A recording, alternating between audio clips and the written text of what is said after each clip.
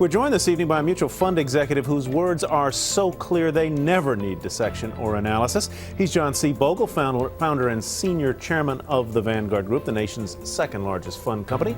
And he joins us tonight from Philadelphia. Welcome, Jack. Thank you, Tyler. Nice to have you here.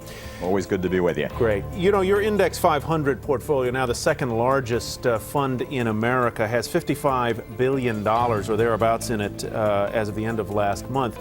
Do you worry that so many investors who have put so much money into that fund over the past few years are going to be disappointed, not when that fund doesn't perform as well, but when some other index fund that you own starts to be the one that everybody wants to be in? I worry about it a good bit. People should take an index fund for what it is, Tyler. This is a large cap oriented fund. There will be a time when small cap and mid cap funds will do better than large cap stocks, but it's not here now. And to my delight, it wasn't here in the decline. The index fund gave a wonderful account of itself when the market went down mid-July to the end of August. Hey, Mr. B, Bill Griffith here as well. Hi, Bill.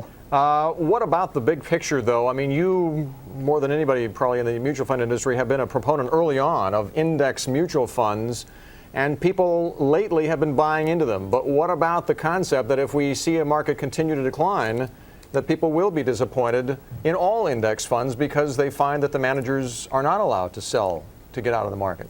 Well, the fact of the matter is that the index fund has traditionally carried about 20% less risk than the average fund. In other words, for all the vaunted ability of mutual fund managers to raise cash, they've really been doing just the opposite. They had 14% in cash at the beginning of this bull market and 4%, only 4% at the peak. They were bearish when they should have been bullish, and bullish when they should have been bearish. So the index at least steers a steady course.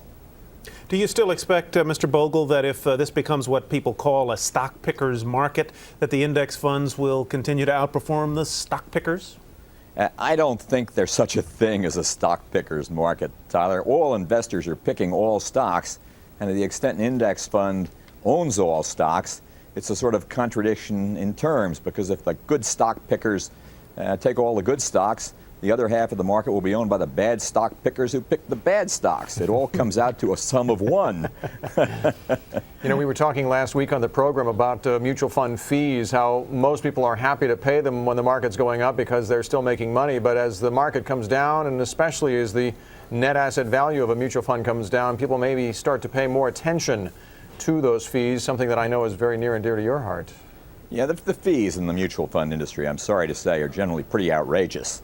And you add to an average fee of 1.5%, at least another 0.5% for the fund transaction costs inside the portfolio, which isn't disclosed separately.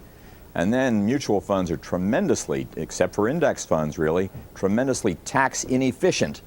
And the index fund is going to pick up another 1.5 on tax efficiency. You think they're going to have to come down, though, because of competitive practices and because maybe fund investors will demand it? I think sooner or later fund investors will see the light. You see more attention paid to cost in the press. You see more dissatisfaction with the mutual fund as an investment medium in the magazines, on television. And I think the industry's got to adjust to a different era. The fees are too high, and that's all there is to that. In addition to fees being, as your word, outrageous, a lot of people think that there are just plain too many mutual funds out there, some 9,000. What's your view on that? And I note that you guys have something like 22 or more separate index portfolios just in the equity area. Why do you need that many? Well, you need, first, I think there are far too many funds in the industry. I mean, I don't know what one does with 9,000 funds. Now, of course, I can immediately jump to our own defense, which maybe is a little bit unfair, but you need a number of index funds because investors are getting more specialized, and some investors want the 500. My preferred index fund happens to be the total stock market, which includes large, medium, and small stocks, but some investors with a blue chip portfolio want an aggressive entry into, say, small cap growth funds. Well, a small cap growth index fund is a very intelligent way to do that.